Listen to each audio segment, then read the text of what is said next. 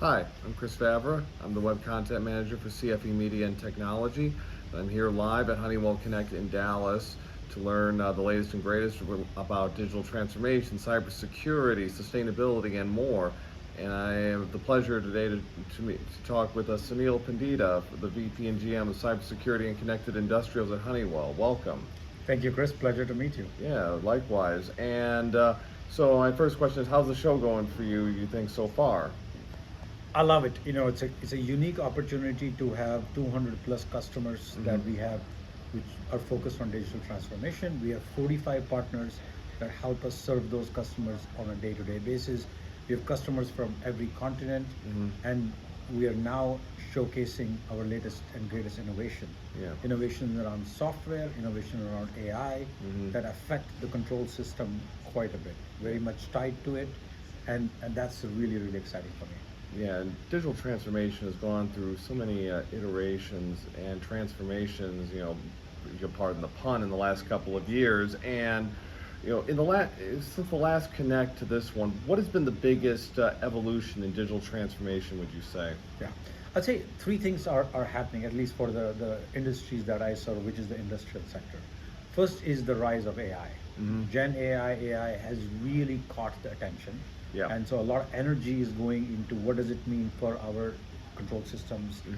Will the Purdue model change, right? How will things evolve in cloud to edge architectures? So I think that would be one big focus area that I would see is really caught on.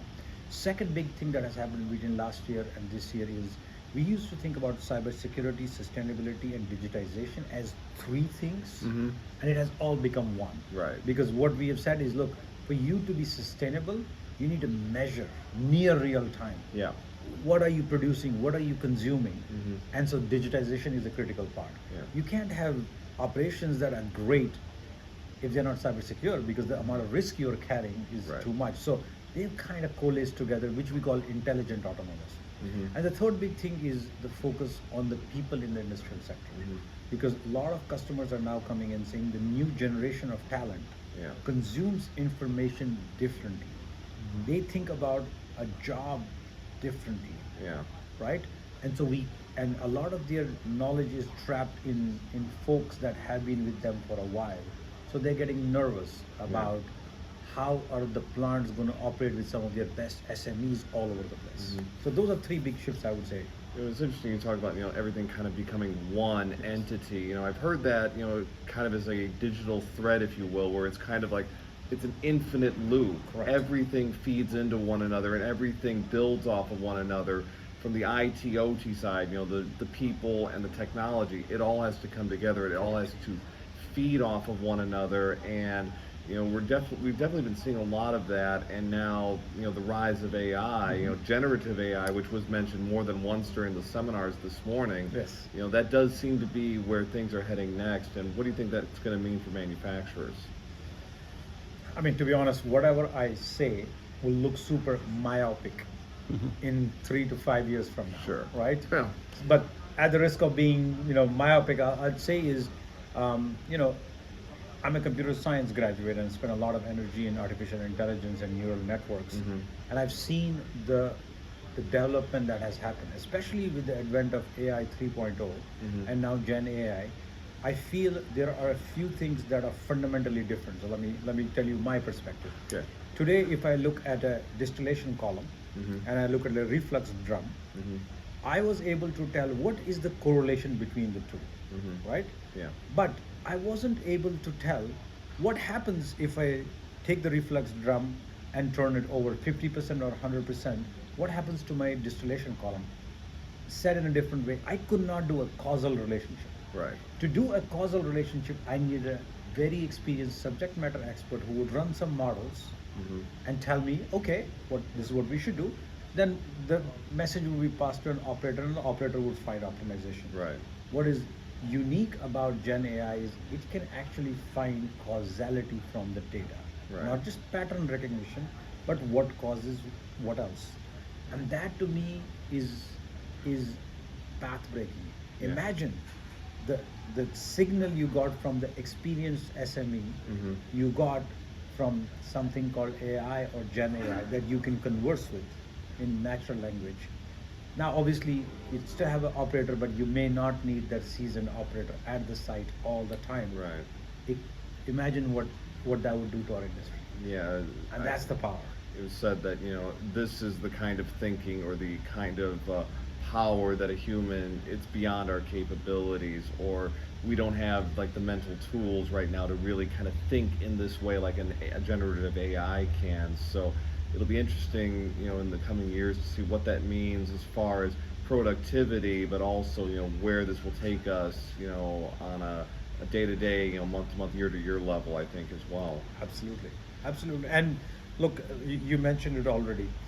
When we do optimizations, we have a set of inputs and we have a set of outputs, right? This industry, has done optimizations for 40 plus years now, right? The unique thing about machine learning and AI is you don't do one-to-one optimizations. You have few inputs and you want many outputs. You want Right. sustainability, cybersecurity, Yeah. process optimization, reliability, Yeah. profit, right? Right. Flexibility, all of them at the same time. And because you have this this artificial brain in between, you can actually tune it without having to worry about elasticity, Yeah. because the compute, the storage, and the ability to put all of this together through AI, Yeah. I think that the possibilities are infinite. Yeah, and it's like with AI and machine learning, we kind of you're now able to get that wider shot that you couldn't do before because it had to be, even with IIoT, the canvas was wider, but it was still somewhat limited. Now you can get a much more thorough and all-encompassing picture. Absolutely. I think our mental model, which Kevin and Lucian in the morning presented here, is look, you need automation. These are basic building blocks that were required, and this industry has solved it for now. Yeah. Then you have, let's get a data layer on top, which brings the right amount of data and the right insight with the right granularity, Yeah. with the right personas. I Right. think that part is done as well. Now we are in the point about machine is learning. You're interacting where AI and humans are working side by side, Yeah. which is the industry 5.0, right? Right. That is called a guided learning. There is going to be a point where we'll have machine teaching, not just machine learning. And the Right. machine teaching is going to be that means the machine is actually going to tell you Right. what is the optimal or what are the set of optimal options, and the human will choose yes or no, Yeah. marry the risk reward, and Yeah. then change it. I don't think we're there yet on the machine No. teaching. When we get there, that's what we call intelligent autonomous, where majority of the work is done by the machine itself. Yeah. And we're just interacting with them. I'll give you an example. 30 years back when I had to choose what I do for my engineering, my dad said you should do computer engineering, and I said why? And I was in India, and he said there will be a time when humans and computers will work side by side. Yeah. I'm like, what world is that? That makes no sense. And you circle back now, and you're like, of course, everywhere we have computing, we Yep. have storage. They become small, they become medium, they become big, Right. they become extra large also. But we don't think like that anymore, right? No. We're just interrelated. We've kind of taken it for granted on some level. And you mentioned Industry 5.0, like Industry 4.0 was like giving power to the machines, and what I've heard with Industry 5.0 is, okay, the machines have the power, now we're transferring it back to the people. Very well said. Yeah, and we seem to be kind of, we're talking about Industry 4.0, we're already there, but we're kind of already transitioning, aren't we, towards Industry 5.0. It's not going to be like a snap decision or it's going to be a snap moment, but we're already getting there, aren't we? You're absolutely right. I actually think, like you said, the giving the power to the machine was a necessary step. Yeah. But it didn't lead to business outcomes. Right. In many places. In many places it did. Yeah. In many places it was like, okay, we're teaching, Good. but so what? It's the 5.0 that Yeah. is now them going to convert this digitization to real business outcomes. Right. Which is why I do think you're absolutely right that the 4 and 5 are kind of blending together, and we're already into 5. Part of that digital thread, having the power to the machines is a half measure. That's great, but it only goes so far. It has to circle back and come back to the people, because otherwise it has a finite level of power that it can give to a company as a whole. Absolutely right. Absolutely. So, I know we're, with AI, you say myopic, going 5 years into the future, but What would you like to see happen in the next 5 years? With all these evolution of digital transformation, AI, ML, you name it. What would you like to see happen in the next 5 years? Um, I would, say we need something like a digital assistant. I don't know what to call it. The I used Our, to our work own our own like little version of Siri. Siri, yeah, and the many industries, many suppliers call it a co-pilot, right? Sure. So think about that: is you have your own personalized, customized digital assistant that looks at all the data across the enterprise, brings it together. You can interact it in a very human type, Right. right? You still keep the decisions, because I don't think in 5 years completely, No. dehumanizing the plant is easy, No. right? So I think you have a digital co-pilot. I think that to me that would be a great success. Second thing is we have smooth integrations with various systems of record, so that when the path to getting there is not years, it's weeks or months, Right. right? Third part is we are creating business outcomes that matter, Right. right? Because you have this ability to bring all of it together. It's not just OI, it's not just AI, it's also business processes. Right. I think Sheila Jordan, who's our CIO, CDO, today said, I would not spend energy in automating a bad process. No. That's very telling. Like, you'd think like, oh, let's make that bad process automated. Like, well, why would you do that? You might think it's going to improve, but no, you're just making a bad situation worse. So And you added cost, and suddenly because of bad process, band-aids add on band-aids, and suddenly this Yeah. is a negative ROI situation.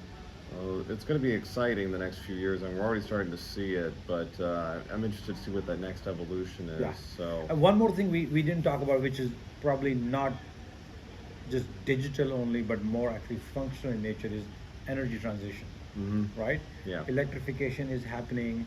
Our customers are looking to say, how do we take the asset base that we have and form fit it to the new asset base that should exist? The rise of gigafactories, the rise of hydrogen, carbon capture as a meaningful tool, right? We're doing sustainable aviation fuel.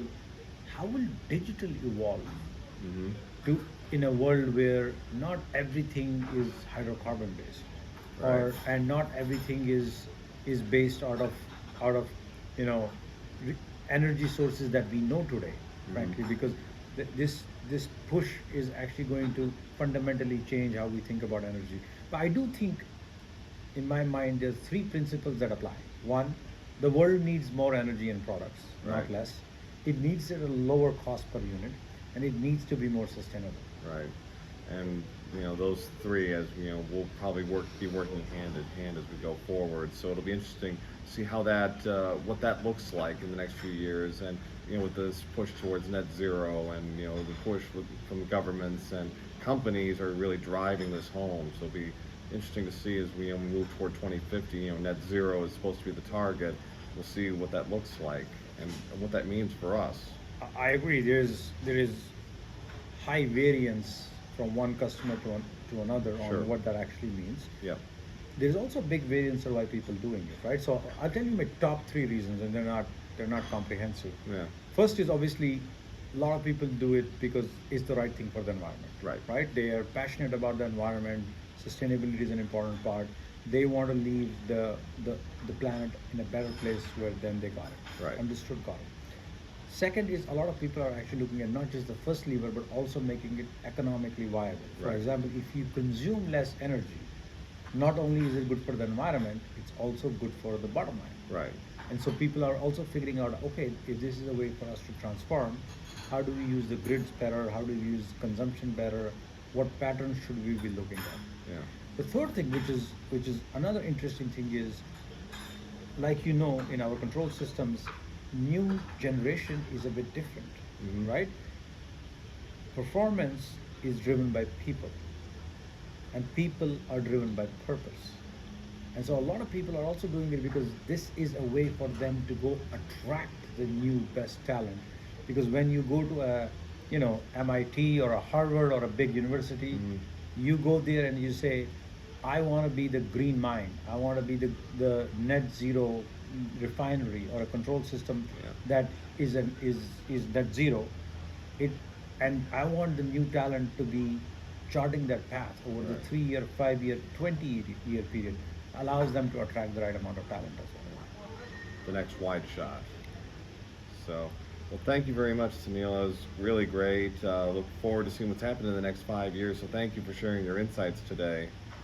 Very nice to And- meet you, Chris, and yeah, thank you very much. yeah, and if you enjoyed this video, you can go to www.controleng.com for more executive interviews and trade show coverage videos. And you can also find them on our YouTube channel at Control Eng TV. And I'm Chris Vavra, Web Content Manager for CFE Media and Technology, and thank you for watching today's video.